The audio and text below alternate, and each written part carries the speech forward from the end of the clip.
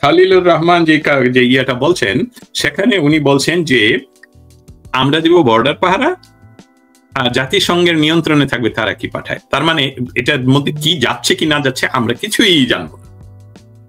So it's clear. এই doctor ইউনূসও একই পথে যাচ্ছেন, যে উনি ধারণা করছেন আমি হয়তো আর কয়েক বছরের বাঁচবো, এর ভিতরে আমি এইসবগুলো করে যাই, তারপরে যা হবার হবে। বা বাংলাদেশ একমাত্র অনেক কম দেশের মধ্যে একটি দেশ, যেই দেশের জাতি তাদের দেশের সার্বভৌমত্ব আনার জন্য রক্ত দিয়েছে, এবং তারা রক্ত দিয়েই এই সার্বভৌমত্ব রক্ষা করবে। এবং ইতিমধ্যে বাঙালিরা জেগে উঠেছে। হিটলার ছিল একজন মনস্টার। আমি তারপর আমার আমার জীবিত অবস্থায় একজন হিটলারের চেয়ে বড় মনস্টার, বিকারহীন মানুষকে দেখে যেতে হবে, সেটা হলো আমাদের ডক্টর ইউনূস। আমাদের দেশের এই মুহূর্তের প্রধান সহ উপদেষ্টা সহ সকলেই মনে হয় পরদেশের অন্য দেশের নাগরিক। অতএব তারা সেটাকে হাইড করেছেন, এবং সেটা যদি হাইড হয়ে থাকে তাহলে এটা রাষ্ট্রদ্রোহিতা। আপনার ফেসবুক পোস্টের মাধ্যমে স্পষ্ট বাংলাদেশ সেনাবাহিনী করিডোরের ব্যাপারে একটা অবস্থান নিয়েছে, বলতে না তারা এতে রাজি না। আজকেও কিন্তু খলিলুর রহমান প্রেস কনফারেন্স করে এটার পক্ষে সরকারের অবস্থান জানিয়েছে। আপনি কোনো দ্বন্দ্ব দেখছেন সেনাবাহিনী এবং সরকারের মধ্যে? আমি অবশ্যই সরকার এবং সেনাবাহিনীর মধ্যে কোন ক্রমের দ্বন্দ্ব আমি দেখতে পাচ্ছি না। তাদের দ্বন্দ্বটা হলো তারা তাদের পিঠ রক্ষার দ্বন্দ্ব। তাদের যদি সেনাবাহিনী যদি দেশপ্রেমিক সেনাবাহিনী হতো তাহলে 32 নম্বরকে ভাঙতে দিত না, এবং বাংলাদেশে যে সকল কিছু হচ্ছে এসবগুলো হতে দিত না। আজকে যেহেতু সেনাবাহিনীর প্রধান বলেছেন আর মব হইতে দিব না, তার অর্থ উনি জানতেন যে মব হচ্ছে। সো এটা অন্যায়, এটা আইন বিরোধী। আপনাদের হাতে ম্যাজিস্ট্রেসি পাওয়ার, সো আপনারা কাজটি করেননি, আপনারা ইচ্ছা করেছেন, সো আপনারা এলাও করেছেন। আমরা যখন তর্ক করি কোর্টে, আমি যদিও করি না, কিন্তু আমি বলছি আমিও একজন আইন শাস্ত্রে মাস্টার্স করা এই জন্য বলছি। আমরা যখন তর্ক করি কোর্টে তখন এসবগুলোকে রেকর্ড রাখতে বলি। এটা তো রেকর্ডেড যে আপনি বলেছেন আজকে যে আর এলাও করা হবে না, তার মানে আগে এলাও ছিল। আর মাফ করতে দেওয়া হবে না, তার মানে আগে এলাও ছিল। পুলিশ বাহিনীর একজন বললেন আওয়ামী লীগের দোষর বলে আর এই মব সৃষ্টি করা যাবে না, তার মানে আগে তো আপনারা দিয়েছিলেন করতে। সো এই সমস্ত কিছুই তো আমরা মানে সাধারণ মানুষের কাছে প্রতীয়মান যে ইয়েস, গত 9 মাস ধরে আপনারা বাংলাদেশকে দখল করে বাংলাদেশের পক্ষের, জয় বাংলার পক্ষের, বঙ্গবন্ধুর পক্ষের, 71-এর পক্ষের, স্বাধীনতার পক্ষের সকল কিছুকে ধ্বংস করার জন্য চেষ্টা করে যাচ্ছেন। কিন্তু যখন দেখেছেন যে বাংলাদেশের 95% মানুষ এখনো খাড়া রয়েছে, তো স্মৃতির মিনার ভেঙেছে তোমার ভয় কি বন্ধু, ওই কবিতার ভাষায় যদি বলতে হয় যে আসলেই বাঙালিরা এখনো দাঁড়ান, তাই তারা তাদের এক্সিট খুঁজে চেষ্টা করছেন, এক্সিট খোঁজার, এবং সেই দ্বন্দ্বে তারা লিপ্ত। তারা আসলে বাংলাদেশে এই দুই পার্টির এক পার্টি, একটা হলো তারা আমাদেরকে ব্লাডি সিভিলিয়ান বলে, কিন্তু তারা নন সিভিলিয়ান।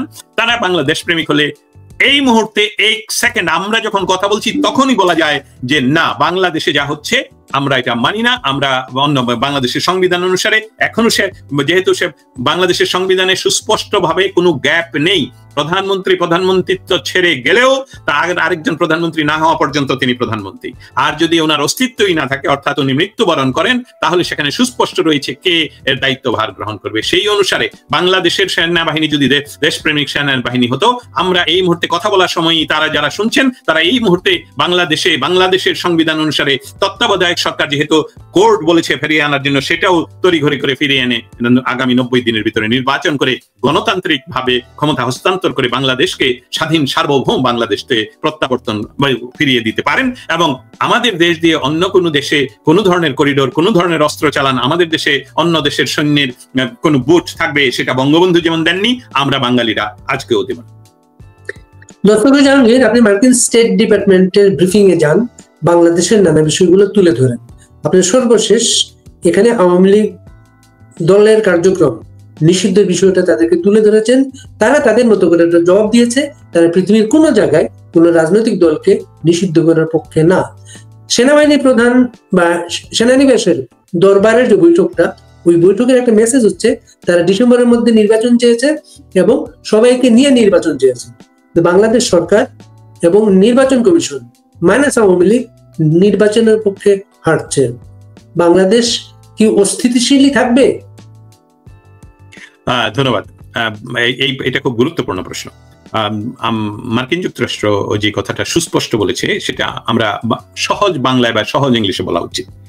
যেটা আমরা প্রশ্ন করি তাদের উত্তর আমি একটা উদাহরণ দিই, তাহলে বোঝা যাবে। প্রতিদিন আমাদের ওইখানে হোয়াইট হাউস হোক, স্টেট ডিপার্টমেন্ট হোক বা জাতিসংঘ হোক, সব প্রথম 10-15 আধা ঘন্টা মানে ম্যাক্সিমাম টাইমটাই হলো ইয়ে নিয়ে, ইসরায়েল এন্ড প্যালেস্টাইন নিয়ে, পৃথিবীর সমস্ত সংবাদ মাধ্যমে। আপনারা, আমি যদি নাম বলি যে আমাদের সামনে যারা বসা থাকেন তাদের সাথে জীবনে কোনোদিন ছবি উঠাতে পারবো, সেটাই তো আমাদের স্বপ্নে ছিল না। এরকম সাংবাদিকরা, তাদের মাঝে আমি দস্তগীর জাহাঙ্গীর খুব সময় একটু ইয়ে করি আর কি, চেষ্টা করি, আমি মোমেন্টামটা তৈরি করি, এবং আমার সেই সৌভাগ্য যে তারা আমাকে চেনে এবং বাংলাদেশ নিয়ে আমার কাজ সেটা জানে, সেই জন্য ওনারা আমাকে মাঝে মধ্যে সুযোগ করে দেন এবং ওনারা উত্তর দেন। উত্তরে অনেকেই তাদের প্রত্যাশায় পান না, কিন্তু উত্তরটা কিন্তু প্রত্যেকবারই দেওয়া হয়। যদিও বলে, আমি এভাবে বলি, যখন উনি বলেন যেটাতে আমার কিছু বলার নেই, সেটাও কিন্তু একটা উত্তর, because it is recorded, it's on the record. So আমরা এটা নিয়ে আলাপ করতে পারি। উনি সেই দিন কিন্তু খুব সুন্দর করে অনেকগুলো কথা বলেছেন, যেটা এক পক্ষ বিশ্লেষণ করেন একভাবে, কিন্তু মৌলিক বিশ্লেষণটা আমরা যারা করি তারা আবারও করছি। সেটা হলো, ওনারা সুস্পষ্টভাবে বলেছেন যে একটা পার্টি থেকে আরেকটা পার্টিকে আমরা আলাদাভাবে ভালোবাসি না, প্রশ্রয় দিই না। আমরা, তার অর্থ হলো যে বর্তমান সরকার যদি তাদেরকে একটা পার্টি ধরা হয়, আরেকটা পার্টি যারা ক্ষমতা থেকে চ্যুত হয়েছে তাদেরকে আমরা অপছন্দ করি, দ্যাটস নট কারেক্ট, আমরা সমান। অতএব আরেকটা হলো রাজনৈতিক অধিকার। অনেকগুলো অধিকারের মধ্যে বলছে যে সমাবেশের অধিকার, শান্তিপূর্ণ সমাবেশের অধিকারকে সুনিশ্চিত করতে হবে সরকারকে, বাংলাদেশ এবং বলছে পৃথিবীর সব জায়গায় ইনক্লুডিং বাংলাদেশ, স্পেশালি বাংলাদেশ, এবং বলছে বাংলাদেশের ইন্টারিম সরকারের সাথে আমরা এই বিষয়ে আরো গভীরভাবে কাজ করার আগ্রহ প্রকাশ করছি। এই হলো বাংলা। এখানে কোন ভাষাটায় বুঝাবেন যে তারা বাংলাদেশকে বলে নাই, সরকারকে বলে নাই যে আওয়ামী লীগের যে কার্যক্রমের উপর নিষিদ্ধ ঘোষণা করেছেন, এটার সাথে যুক্তরাষ্ট্র একমত না। ওরা তো এই ভাষায় কথা বলবে না। আমি যে ভাষায় বললাম এই ভাষায় তো ওরা বলবে না। আপনারা যারা আমাদেরকে শুনছেন, আপনাদেরকে বলছি, ইউটিউবে আপনারা briefing state department USA briefing state, আপনারা প্রতিদিন সেখানে গিয়ে দেখতে পাবেন। ওই ব্রিফিংটা আপনারা পুরাটা শুনবেন, শুনে দেখবেন সারা পৃথিবীর কত সাংবাদিকরা প্রশ্ন করে, তাদের উত্তরে কি বলে, এবং আমি যে প্রশ্ন করি আমার উত্তরে কি বলে, আপনারা একই লেভেলে উত্তর পাবেন।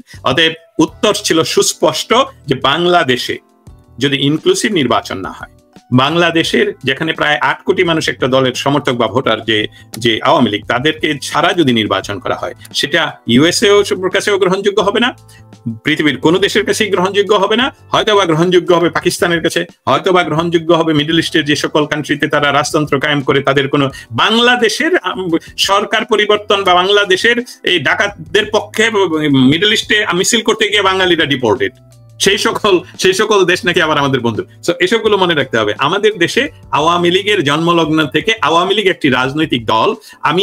আমার কথাগুলো এই জন্য বলা যে আওয়ামী লীগ একটা বৃহৎ রাজনৈতিক দল হিসাবে তাদের কার্যকলাপ নিষিদ্ধ, এটা অগণতান্ত্রিক, এটা বাংলাদেশকে অস্থিতিশীল করে তুলেছে ইতিমধ্যে।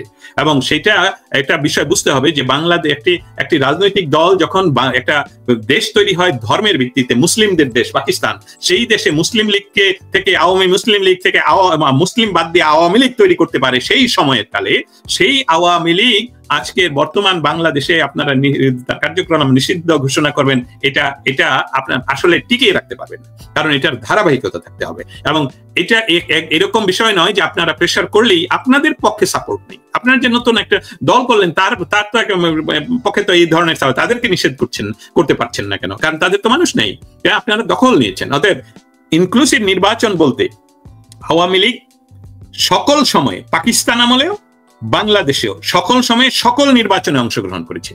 যদি আওয়ামী লীগের কেউ কোথাও কোনো ক্রমে বলে যে আমরা এই সরকারের সাথে নির্বাচনে যাব না, ওই সরকারের সময় নির্বাচনে যাব না, দ্যাটস নট আওয়ামী লীগের ভাষ্য। আওয়ামী লীগের জন্মই হয়েছে নির্বাচনে গিয়ে প্রমাণ করা যে আমি নির্বাচনে কন্টেস্ট করলাম, হয় জনগণ আমাকে ভোট দেয়নি, না হয় সরকার আমাদের ভোটারদেরকে ভোট দিতে পারেনি, তারা সেখান থেকে আন্দোলনের জন্ম দেয়, তারা সেই স্পুলিং ভোটার নির্বাচনের থেকে বের করে নিয়ে আসে। অতএব আওয়ামী লীগকে বাইরে রেখে নির্বাচন বাংলাদেশে আপনারা চেষ্টা করতে পারেন। কারণ কিছুদিন আগে বলছেন আওয়ামী লীগকে কোনো দলকে নিষেধ করবেন না, আলটিমেটলি নিষেধ করেছেন, এখন আপনারা তাদেরকে ছাড়া একটা নির্বাচনও করতে পারেন। সবই সময় উত্তর দেবে যে বাংলার মানুষ বাংলাদেশকে রক্ত দিয়ে স্বাধীন করেছে। বাংলাদেশে স্থিতিশীল পরিস্থিতি আনতে অবশ্যই সকল দলের এবং স্পেশালি আওয়ামী লীগ, বিএনপি এদের একসাথে নির্বাচনে এনে তারপরে সেই নির্বাচনকে পৃথিবীর কাছে প্রতীয়মান করে তুলতে হবে যে এটা একটা ডেমোক্রেটিকলি ইলেক্টেড গভর্নমেন্ট, এবং সেই গভর্নমেন্টও করিডোর দেবে না, এটাই আমাদের বিশ্বাস। একজন আর্মি জেনারেল উনি বলছেন বাংলাদেশের উপর দিয়ে অন্য দেশে করিডোর দিবে কি দিবে না এটা নির্বাচিত সরকারের বিষয়। এটা ওনার বলার কিন্তু আসলে এখতিয়ার নেই, কারণ বাংলাদেশ একটি স্বাধীন সার্বভৌম রাষ্ট্র। এখানে কিছু বেসিক প্রিন্সিপাল কাজ করে নট অনলি বাংলাদেশে, পৃথিবীর যে কোনো দেশে। যেমন আপনি যদি রাষ্ট্রীয় অখণ্ডতার কথা বলেন তাহলে আপনার বিরুদ্ধে রাষ্ট্রদ্রোহী মামলা হবে। রাষ্ট্রের ভৌগোলিক অখণ্ডতার বিরুদ্ধে, রাষ্ট্রের যে কোনো স্থায়ী বিষয়ের বিরুদ্ধে, যেমন ন্যাশনাল অ্যান্থেম, যেমন অন্যান্য অনেক বিষয় রয়েছে, সেখানে এই কথাটাও কিন্তু অনেক অংশেই ধরে নেওয়া যেতে পারে যে এটা কোনো রাজনৈতিক সরকারও তো করার কথা নয়, কারণ এটা তো সংবিধান বিরোধী। আমাদের সংবিধানের মৌলিক বিষয়টার পরিপন্থী কোনো কাজ করা যাবে না। বাংলাদেশের সার্বভৌমত্বের বিরুদ্ধে দাঁড়ানো বা শব্দ বলাটাই রাষ্ট্রদ্রোহিতা। অতএব আবারও বলছি, ওনারা একজনকে আরেকজনের পিঠ বাঁচানোর চেষ্টা করছেন, এটা আমার ধারণা, এবং কোনো কিছুই তাদের কাছ থেকে আশা করার মতন কিছু আমরা হয়তোবা দেখতে পাচ্ছি না।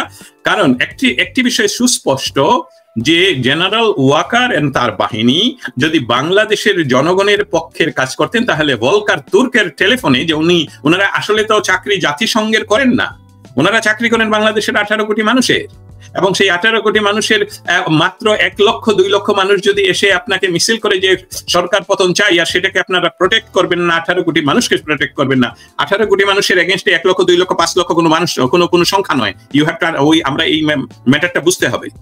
হ্যাঁ, তাহলে তো যে কোনো সময় এই যে আইন উপদেষ্টা, এই অসাংবিধানিক সরকারের আইন উপদেষ্টা, উনি কয়েকদিন পর পর মব পাঠায়, 30 জন 35 জন পয়সা দিয়ে শিবিরের মানুষ দিয়ে কোথাও একটা মব সৃষ্টি করে তারপরে একটা ডিক্লারেশন, এটা বাতিল, ওইটা বাতিল, ওইটা বাতিল। বাংলাদেশের আওয়ামী লীগ একটি রাজনৈতিক সংগঠন, উপমহাদেশের সবচেয়ে প্রাচীনতম রাজনৈতিক সংগঠন। সেই সংগঠনের সাথে যুক্ত বাংলাদেশের রাজনৈতিক ইতিহাস, জন্মের ইতিহাস। তাকে আপনারা বিচার করেন, আচ্ছা করেন, তার নেতৃবৃন্দের বিচার করেন, আচ্ছা করেন। আমি দস্তগীর জাহাঙ্গীর এর বিচার হবে, আচ্ছা করেন, কিন্তু দস্তগীর জাহাঙ্গীরের যে প্রতিষ্ঠান, সেটাকে আপনাকে কিভাবে বিচার করবেন? আমি দায়ী হতে পারি, কিন্তু প্রতিষ্ঠান তো দায়ী হতে পারে না। অতএব আপনি কার্যক্রম বন্ধ করবেন, যেখানে এখনো 34 থেকে বাংলাদেশের রাজনৈতিক ইলেকশনের নির্বাচনের ইতিহাসে রেকর্ড নেই আওয়ামী লীগ 30% নিচে ভোট পেয়েছে। অতএব সেখানে আপনি 13 কোটির যদি আপনি 30 ধরেন বা 40% ধরলে তো বহু নাম্বার, 30% ধরেন, তারপরে তো 4 কোটি 5 কোটি মানুষ বা আরো বেশি, 8 কোটি মানুষ। এই মানুষগুলোকে আপনি বন্ধ করতে রাখতে পারবেন, মুখ বন্ধ করতে রাখতে পারবেন এই আপনার এই মব বাহিনী দিয়ে 10-15 জনের, তাও সেনাপতিদের সাথে আপনারা রাত দিন চেষ্টা করছেন তাদেরকে কিছু দেওয়া ঠিকাদারি, আপনারা কিছু নেওয়া ঠিকাদারি। এটা টিকবে না। ইতিমধ্যে আপনারা দেখুন বাংলাদেশের এই মুহূর্তের অবস্থা, ঢাকা শহরের প্রত্যেকটি বিষয়ে রাজপথে আন্দোলন হচ্ছে, প্রতিটি বিষয়ে। ডাকাতরা আন্দোলন করছে, ডাকাতির সহজ সুযোগ দিতে হবে, কারণ তারা ডাকাতি করতে যায়, পুলিশ ধরলে বলে ওদেরকে গ্রেফতার করুন। আরে ওই ধরনের অরাজকতা তো আমি দেখিনি। আরেকটি বিষয়, এটা সম্পূর্ণ না, এটার সাথে যুক্ত নেই, কিন্তু তারপরেও আমি হিটলারের দেশে বাস করেছিলাম। আমি চেকোস্লোভাকিয়া হিটলারের আন্ডারে ছিল। আমি সেখান থেকে হিটলারের ইতিহাস চাক্ষুষ আমি পড়েছি, এবং এটার উপর পত্র কোনো কাগজ না লিখলেও গবেষণা করেছি। হিটলার ছিল একজন মনস্টার। আমি তারপর আমার আমার জীবিত অবস্থায় একজন হিটলারের চেয়ে বড় মনস্টার, বিকারহীন মানুষকে দেখে যেতে হবে, সেটা হলো আমাদের ডক্টর ইউনূস। আমেরিকায় কোন পাবলিক পোস্ট, আমেরিকায় নিরাপত্তা প্রধান, জাতীয় নিরাপত্তা প্রধান কি আরেক দেশের নাগরিক হতে পারে? আমি এই বিষয়ে যেটা এভাবে বলবো, এটার একটা আমি আমার জ্ঞান জানা অনুসারে বলতে হবে, সেটা হলো যে আমেরিকান যে নাগরিক, আমেরিকা নিজকে মূল্য দেয় সবচেয়ে বেশি। যেহেতু তারা ডুয়াল সিটিজেনশিপ অ্যালাউ করে, সেই অর্থে তারা সেটা দেখবে না যে তুমি অন্য, কারণ ডুয়াল সিটিজেনশিপ তাকে অ্যালাউ করা হচ্ছে। কিন্তু বিষয়টা হবে অন্য জায়গায়। আমেরিকার কোন ব্যক্তি আমেরিকার ভিতরে বসে পরদেশের, অন্য দেশের প্রতি যদি কোনো ধরনের অনুরাগ বা কোনো ধরনের সহযোগিতা বা কোনো ধরনের লবিং তারা তো করে, তাহলে সেটা কনফ্লিক্ট অফ ইন্টারেস্ট হবে, এবং সেই জায়গাটায় সে বসতে পারবে না। এবং অন্য দেশের জন্য কোনো কিছু করতে হলে তাকে এই দেশে ফরেন এজেন্ট হিসাবে তার রেজিস্ট্রেশনের প্রয়োজন রয়েছে। অতএব এই আলোচনা থেকে, আমি যে উত্থাপন করলাম, এই উত্থাপন থেকে এটা প্রতীয়মান হয়, এটা ক্লিয়ার হয় যে যদিও আপনি অন্য দেশের নাগরিক, তথাপি আপনি রাষ্ট্রের এত উচ্চ পর্যায়ে বসতে পারবেন না, কারণ হবে কনফ্লিক্ট অফ ইন্টারেস্ট। আর ইফ ইউ হাইড যে তুমি অন্য দেশের নাগরিক, এটা যদি হাইড করো তাহলে তো একদম ট্রিজন, তাহলে এটা হবে যেটাকে বলে রাষ্ট্রদ্রোহিতা, যেটা আমাদের দেশের এই মুহূর্তের প্রধান সহ উপদেষ্টা সহ সকলেই মনে হয় পর দেশের, অন্য দেশের নাগরিক। অতএব তারা সেটাকে হাইড করেছেন, এবং সেটা যদি হাইড হয়ে থাকে তাহলে এটা রাষ্ট্রদ্রোহিতা।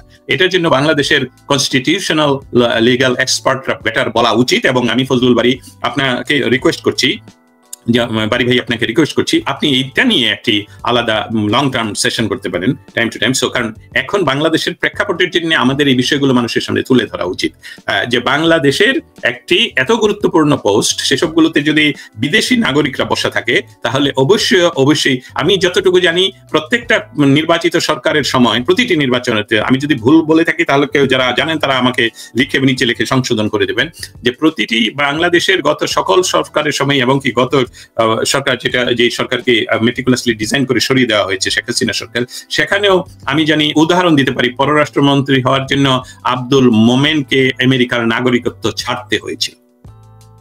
আমি এটা একদম গ্যারান্টি দিয়ে বলতে পারি। অতএব ওনারা যদি কোনো অন্য দেশের নাগরিক হয়ে থাকেন, আর বাংলাদেশের যেখানে রাষ্ট্রীয় সিক্রেটের বিষয়, আমি কথাগুলো আরেকটু নিয়ে তুলে ধরি, রাষ্ট্রীয় সিক্রেট যেহেতু আপনার কাছে জানা যা থাকবে, অতএব আপনি অন্য দেশের নাগরিক হলে তো এটা আপনার হাতে যাওয়া ঠিক হবে না। এটা আমেরিকার জন্য প্রযোজ্য, আমেরিকাতে এটা কঠিন ভাবে, মানে এটাতে কোনো এক্সকিউজ নেই, সে যে কোনো ব্যক্তি হতে পারে। আমি আরেকটা উদাহরণ দিই, তাহলে এটা বোঝা যাবে সবচেয়ে বেশি। বাংলাদেশের রাষ্ট্রের কর্মকর্তারা অনেক সময় রাষ্ট্রীয় কাজ করতে পার্সোনাল ইমেল ব্যবহার করেন। মনে করেন আপনাকে একটা কিছু পাঠাবেন, সেটা তার পার্সোনাল ইমেল থেকে পাঠিয়ে দিয়েছেন। আপনারা হিলারি ক্লিন্টনের ঘটনাটা নিশ্চয়ই জানেন। উনি তার অফিসিয়াল ইমেল থেকে সবসময় ব্যবহার করেন, দু একটি বিষয় উনি ওনার পার্সোনাল ইমেল থেকে ব্যবহার করেছিলেন, যার জন্য ওনার এত বড় খেসারত দিতে হয়েছে। এটা আইন অনেক কিছু হয়ে তারপর ওনাকে প্রমাণ করতে হয়েছে সেখানে রাষ্ট্রের এমন কোনো সিক্রেট ছিল না, যেটা তারপরে ওনাকে ব্যক্তিগত পর্যায়ে এটার এই রেসপন্সিবিলিটিটা নিতে হয়েছে। অতএব এটাকে আমরা যেটা এখন আপনার প্রশ্নের উত্তরে, যে না, বিদেশি রাষ্ট্রের নাগরিক হলে অন্য কোনো আমেরিকা রাষ্ট্রের কোনো ইয়ে করতে পারবেন না। করিডোর নিয়ে বাংলাদেশের জনগণের সাথে নানা মিথ্যা কথা বলা হচ্ছে একের পরে। করিডোর নিয়ে প্রথম পররাষ্ট্র উপদেষ্টা বলেছিলেন এটি ভেবে নীতিগত সিদ্ধান্ত হয়েছে। এটা নিয়ে যখন বিতর্ক দেখা দিল, নানা আপত্তি উঠলো, তখন নিরাপত্তা উপদেষ্টা মাঝখানে বলেছিলেন এটি প্যাসেজ। আজকে বলেছেন করিডোর নিয়ে কারোর সাথে আলাপ হয় নাই, এটা জাতিসংঘ দেখবে, আর বাংলাদেশ দেখবে হচ্ছে এখানে বর্ডার সিকিউরিটি। এটাকে তিনি ত্রাণ চ্যানেল নাম দিয়েছেন আজকে। এটা কি ওই দরিদ্র, গরিব এই ধরনের শব্দের মতো আরেকটা শব্দ এখানে? আপনাকে অসংখ্য ধন্যবাদ, আই এম সরি হাসার জন্য। ত্রাণ চ্যানেল, আচ্ছা, যেই security adviser, national security adviser American নাগরিক, উনি উনার নাম একটি ব্যবহার করছেন বাংলাদেশে, কিন্তু উনার আরেকটি নাম আমেরিকাতে ব্যবহার করেন, রজার। তাহলে রজার এবং উনার যে বর্তমান নাম যেটা বাংলাদেশে ব্যবহার করেন, দুটো তো একই জিনিস, তাই না? দুটো একই জিনিস তো। রজার বললেও এই ব্যক্তিটাই, আর এখন যেটা ব্যবহার করছেন এটাও এই ব্যক্তি। ঘটনা এক, আপনি যদি ভাত প্লেট থেকে এইভাবে খান তাও খাবার, আপনি যদি এইভাবে খান এটাও খাবার। আরেকটা কথা বলি, আমরা গ্রাম দেশে বলতাম মিয়া বাড়ির খানা আর আঙ্গ বাড়ির ভাত একই জিনিস। হ্যাঁ, এখন আপনি এটা যেভাবেই বলেন, ত্রাণ চ্যানেল, ত্রাণ চ্যানেলটা ইংলিশ, ত্রাণটা একটা জিনিস। আচ্ছা, করিডোরের অর্থ কি? সেটাও তো চ্যানেল। এসবগুলো সিনোনিম। আপনি যেইভাবেই বলেন, বাংলাদেশের উপর দিয়ে বার্মা অ্যাক্টের সহযোগিতা হিসাবে আপনি ওই দেশে সহযোগিতা পাঠাবেন, এবং বার্মা অ্যাক্টকে আমরা ভালো করে পড়তে হবে এই কারণে যে সেখানে তারা কি কি ধরনের সহযোগিতা করতে পারে। আর এই যে ন্যাশনাল সিকিউরিটি অ্যাডভাইজার মিস্টার রোজার অথবা কি বলছিলাম জানি নামটা, খলিলুর রহমান, থ্যাংক ইউ, খলিলুর রহমান যে ইয়েটা বলছেন, সেখানে উনি বলছেন যে আমরা দিব বর্ডার পাহারা, আর জাতিসংঘের নিয়ন্ত্রণে থাকবে তারা কি পাঠায়। তার মানে এটার মধ্যে কি যাচ্ছে কি না যাচ্ছে আমরা কিছুই জানবো না। সো ইটস ক্লিয়ার, এটা সম্পূর্ণ ক্লিয়ার। দেখুন, আমি এইভাবে বলি, দখলদারিত্ব যখন আসে, আমাদের বাংলাদেশে এরকম প্রচুর উদাহরণ রয়ে গেছে। কারণ দুঃখজনক ভাবে হলো সত্য যে বাংলাদেশের স্বাধীনতার পর আজ পর্যন্ত বহু ধরনের দখল নিয়েছে মানুষ বিভিন্নভাবে, বেআইনি ভাবে। সেটাতে একটা সাইকোলজি আছে। সেই সাইকোলজিটা কি? যতক্ষণ পর্যন্ত আপনি দখল রক্ষা করতে পারবেন ততক্ষণ পর্যন্ত আপনি ভোগ করতে পারবেন। এটাকেই বলে ভোগ দখল। এখন এই ভোগ দখলের মেইন টেকনিকটাই হলো এটা অফেন্সিভ টেকনিক। সবসময় করা যে মানুষকে ভয় দেখানো, অন্যকে ভয় দেখানো যে আমি খুব মহাশক্তিশালী, আমি খুব মহাশক্তিশালী। যেটা ডক্টর ইউনুস তার প্রথম সময় যে সমস্ত ইউরোপিয়ানরা চলে আসছে বাংলাদেশে, ঢাকা শহরে দিল্লি থেকে ভিসা দেওয়ার অফিস খুলছে, একটাও না, উল্টা বন্ধ হয়ে যাচ্ছে। বলা হচ্ছে যে হাজার হাজার কোটি টাকা চলে আসছে বাংলাদেশে ইয়া হিসাবে, ডক্টর ইউনুসের কারিশমা, ম্যাজিক। কিছুই হচ্ছে না, এখনো পর্যন্ত কিছু হয়নি। ইনভেস্টররা চলে গেছে, নতুন ইনভেস্টমেন্ট আসছে না। এই যে করিডোরের বিষয়টা, এইটাই আসলে ওই যে ভোগ একটা জায়গা দখল করেছেন, যারা দখল করেছেন তারা যতদিন থাকবে ততদিন তারা তাদের কাজ করবে। এখানে কিন্তু বাংলাদেশের জনগণ এই আন্দোলনটা করেনি, এটা কোনো আন্দোলন নয়। বাংলাদেশের যদি আন্দোলন জনগণ করতো তাহলে কোনো একটি রাজনৈতিক দল এসে বলতো ইয়েস আমরা এই আন্দোলন করেছি এবং আমরা আগামী 3 মাস, কারণ বাংলাদেশের সংবিধানে রয়েছে 90 দিনের ভিতরে নির্বাচন দিতে হবে, সরকারের কোনো যদি না থাকে পরিবর্তন হয় সামথিং লাইক দ্যাট, ওইটা অন্য দিনে দিয়ে। সেখানে সংবিধান আছে, সংবিধান অনুসারে সরকার নেই, সরকার আছে, নির্বাচন কবে যাওয়ার আলাপ নেই। উনি গতকালকে, আমি একটু পরে আরেকটা ভিডিও আমার তো আমি প্রডিউস করছি, সেটা হলো ডক্টর ইউনুস 9 মাস যানবত ক্ষমতায়, উনি 9 মাসে ইতিমধ্যে 9টি দেশ ভ্রমণ করেছেন, লাইক আমেরিকান স্টেট ডিপার্টমেন্টের যিনি মন্ত্রী, উনি হলেন by definition made by him. তারা ডেফিনেশন তৈরি করছে ইন্টারিম গভর্নমেন্ট, আমাদের সংবিধানে নেই, আমাদের কোথাও নেই, এটা অসাংবিধানিক। Okay, by their definition they are interim. Interim মানে অন্তর্বর্তীকালীন। তো অন্তর্বর্তীকালীন বিষয়টাকে যদি নেই এরকম, আমার যখন বুকে অপারেশন হবে, আমার যখন হাঁটুতে অপারেশন হবে, তখন আমাকে যখন নেওয়া হবে অপারেশন থিয়েটারে, তখন আমাকে ঘুম পাড়ানো হবে, অবচেতন করা হবে। হ্যাঁ, চেতন যখন আমার থাকবে না, এর অর্থ এই নয় তো যে আমার হার্ট চলবে না, আমার শ্বাস চলবে না, সবই চলবে মিনিমাম লেভেলে আমাকে জীবিত রাখার জন্য, কারণ অপারেশন চলছে। ডক্টর ইউনুস নিজে একটা টান তৈরি করেছেন, মেটিকুলাসলি ডিজাইন করে ক্ষমতা দখল করেছেন। বাংলাদেশে নির্বাচন দেওয়ার জন্য তাদের দাবি ছিল, তারা অনেকদিন ধরে তাদের মতন করে নির্বাচন করতে পারছেন না, এবং সেই নির্বাচনের কথা এখন তারা বলেন না। যাদের মাধ্যমে নিয়েছেন তারা বলেন নির্বাচন হলেই নাকি দেশটা নষ্ট হয়ে যাবে। তাহলে তো এর আগের সরকারই ভালো ছিল, কারণ তারা 5 বছর পর পর নির্বাচন দিত, আপনারা অংশগ্রহণ করতেন না, সেটা তো আপনাদের বিষয়, আপনার রাজনৈতিক দল অংশগ্রহণ করে তো নিষেধ ছিল না।